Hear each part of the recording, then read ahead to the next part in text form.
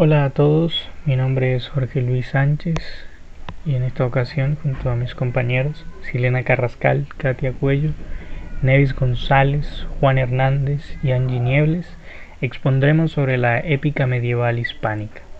La exposición tiene como objetivo la caracterización de la épica medieval y el análisis del Cantar de Miocid para señalar los aspectos culturales evidenciados en él. Origen de la épica medieval.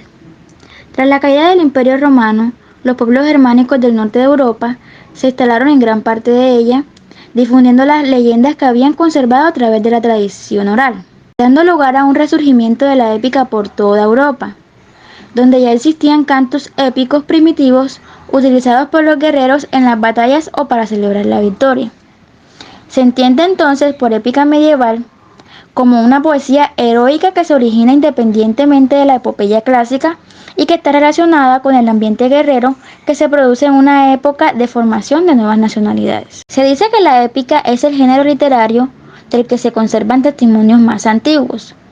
Esto teniendo en cuenta las manifestaciones épicas de la antigüedad, a la cual se le denomina epopeyas. La epopeya se trata de textos narrativos escritos en verso con un lenguaje elevado que relatan hazañas legendarias protagonizadas por héroes. Épica medieval germánica. Estos son los textos más antiguos del siglo VIII que se produjeron en Islandia, los reinos sajones y los reinos germánicos.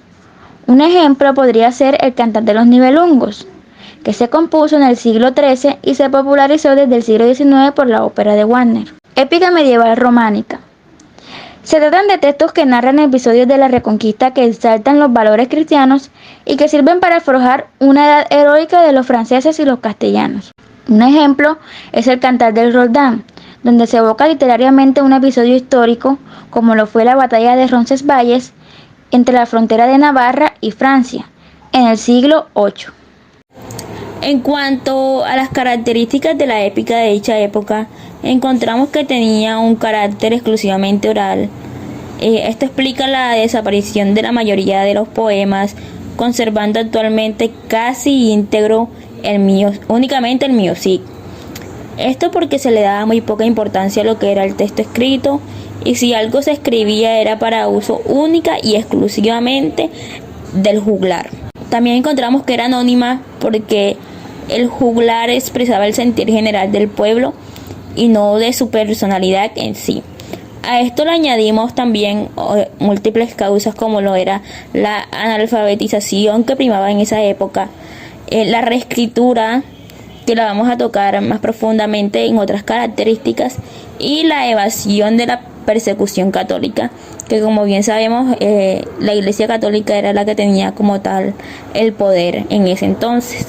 Esta colectividad se da o proviene por la ampliación según las aportaciones del oyente. ¿Qué quiere decir esto? Que era como un círculo vicioso, como una cadena, en donde, bueno, en primer lugar teníamos un autor habitualmente desconocido que componía un texto. Este texto poco después pasaba a la memoria colectiva del pueblo. Con cada recitación pasaba a la memoria colectiva del pueblo. ¿Qué hacía el pueblo? Actualizaba, o se puede decir que reinventaba o reescribía este texto original con cada recitación oral. De ahí que cada uno le iba imprimiendo como su sello, le daba un aporte, le iba dando un granito de arena al texto original.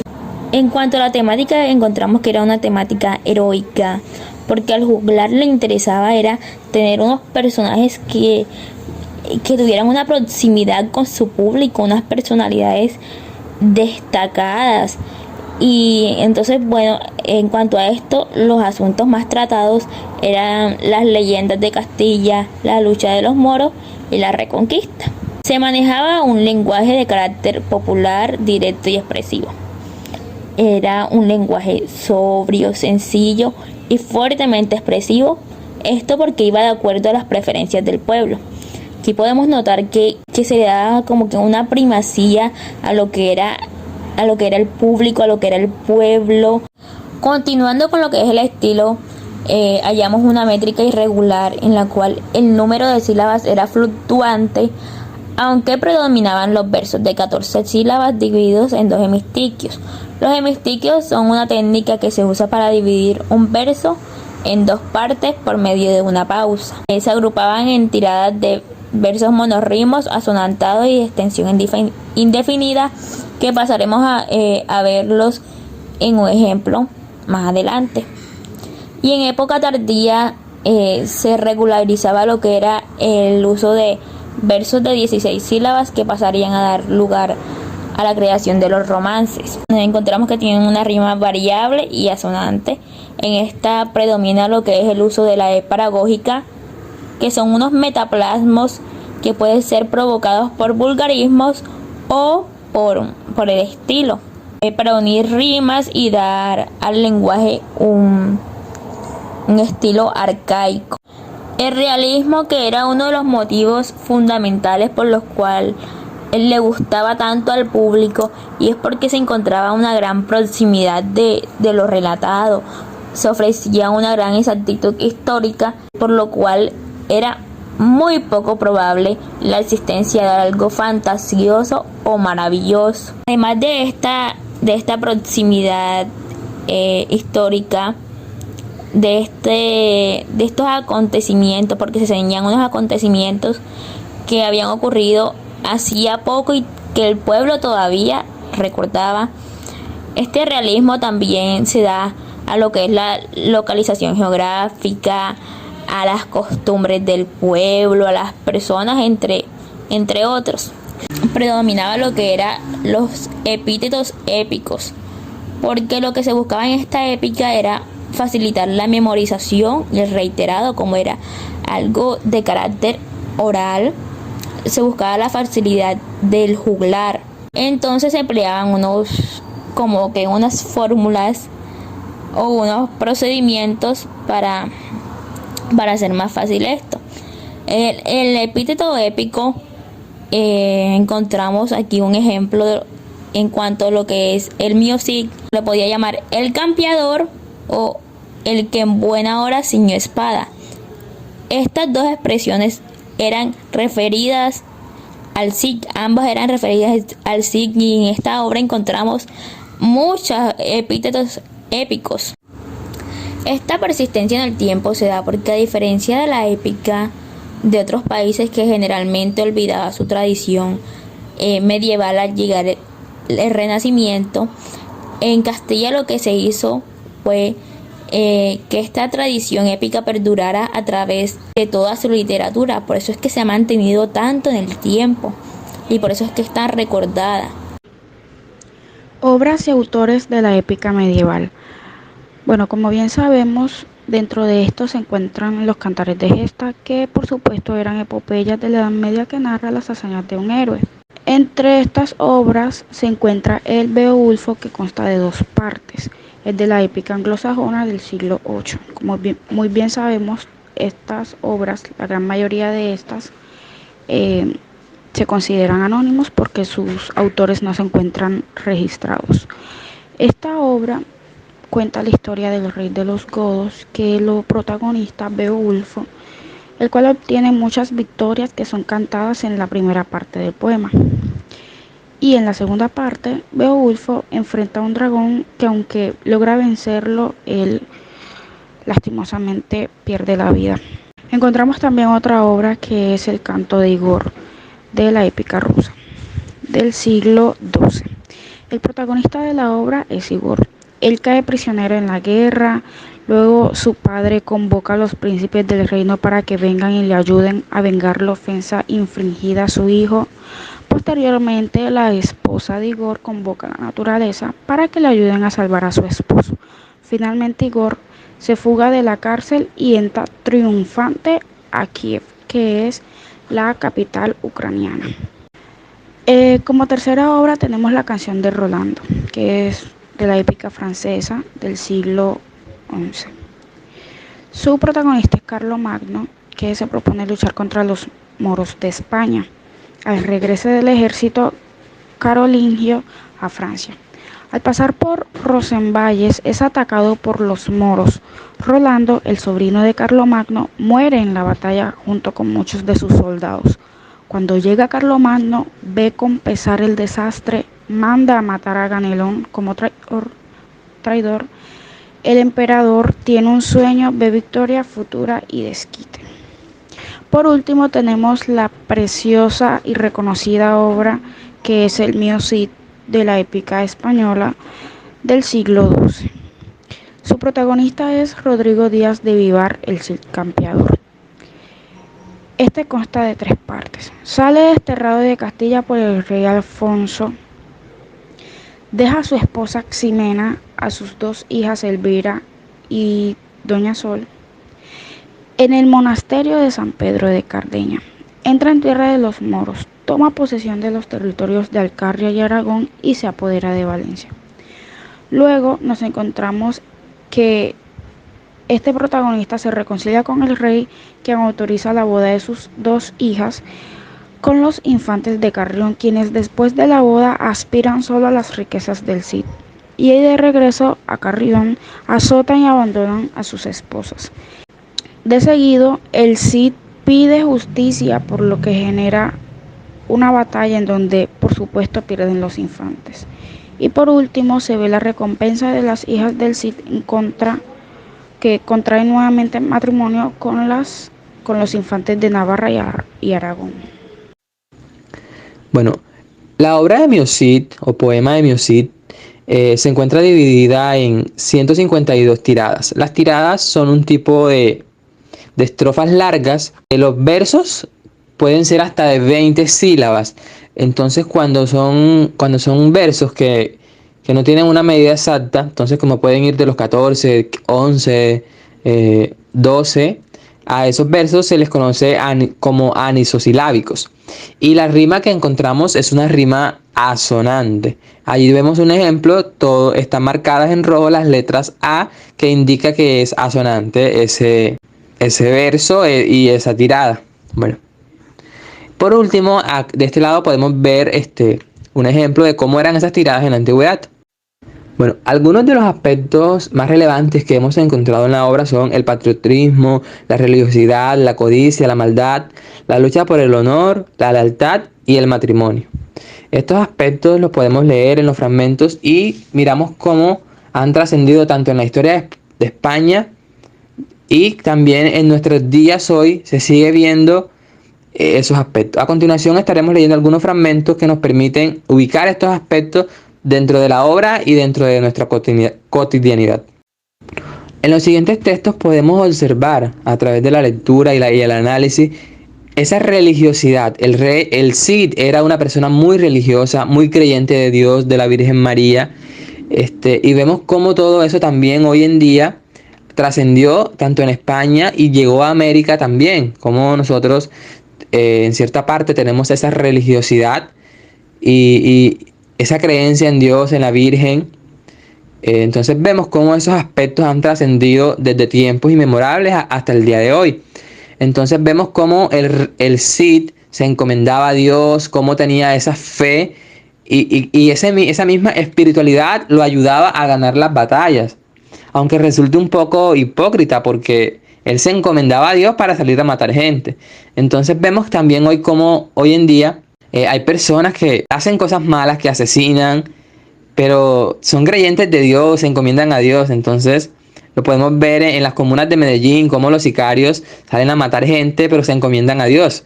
Entonces podemos relacionar esos aspectos de la obra, o cómo hoy en día también han trascendido. Los 2 fragmentos retomados aquí pertenecen al destierro del Cid.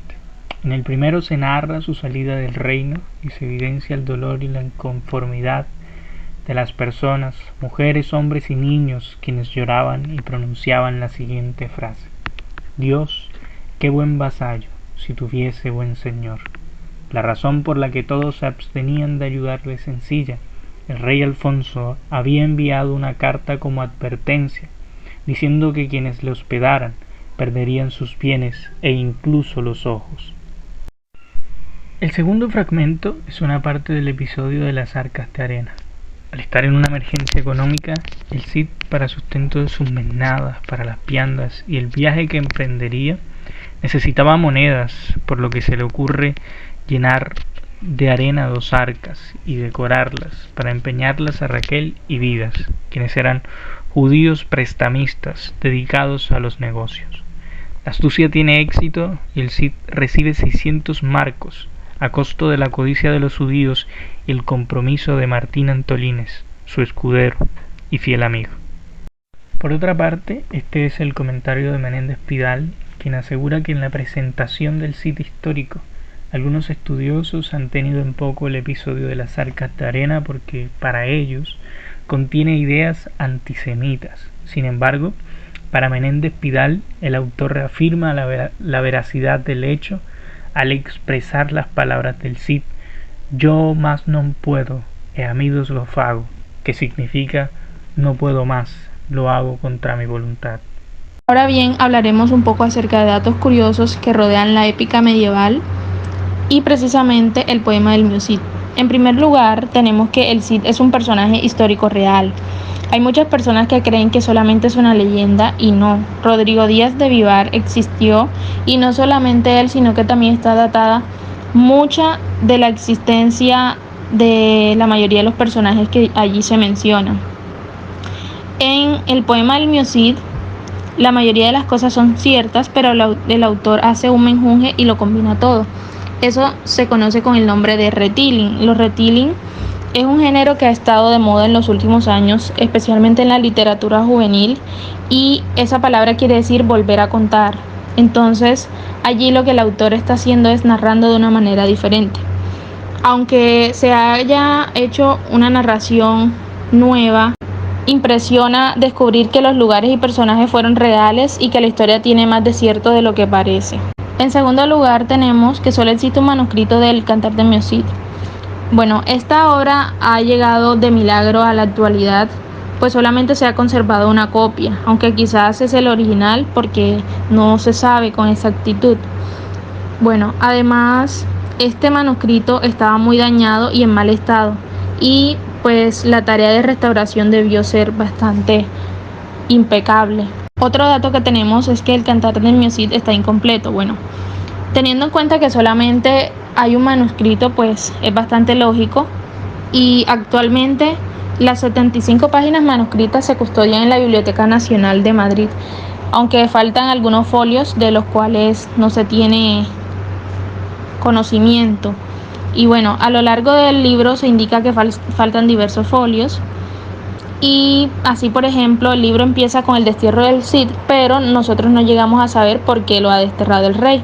Otro dato curioso dentro de la épica hispánica medieval es que aquí solamente se encuentran 3 textos, los cuales son el Cantar del mío Cid, compuesto por 3.700 versos, el poema de Roncesvalles con 100 versos y Cantar de las Mocedades de Rodrigo con 1.100 versos. El mío Cid significa mi señor. Bueno, el verdadero nombre del protagonista, como ya lo sabemos, es Rodrigo Díaz de Vivar, pero durante el libro se le menciona constantemente utilizando epítetos.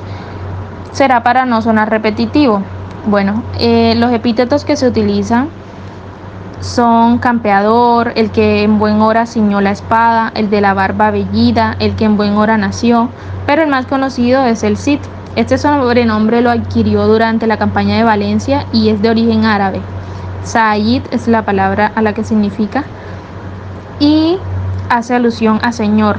Bueno, este término fue evolucionando y derivó en Cid, que es el que conocemos actualmente. Otro dato curioso es que no se conoce con exactitud el año al que pertenece el manuscrito, y eso que está datado.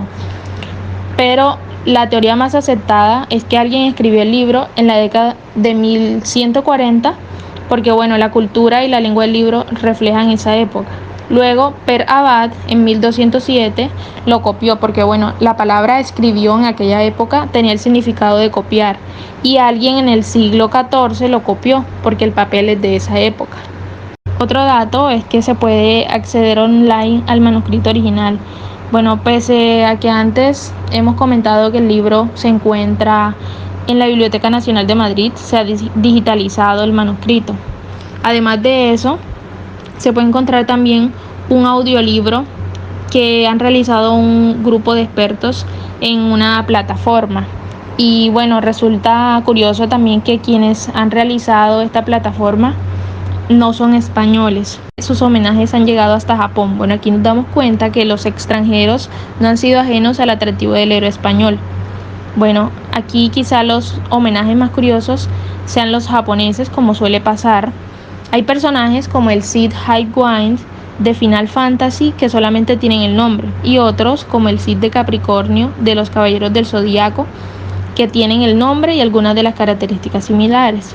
Pero un homenaje directo es Rui, el pequeño Cid, que es una serie de dibujos animados de los años 80 que contaba las aventuras del Cid niño. Como último dato curioso tenemos que se le ha visto como un héroe feminista que llora.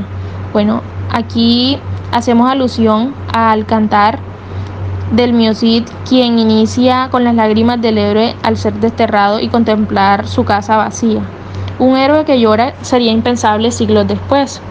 Y bueno, otro signo de modernidad del campeador es su reacción ante el maltrato que sufren sus hijas. Quizá uno de los primeros episodios de violencia machista registrados como tales en la literatura se ve reflejado aquí en el poema del Mio Cid.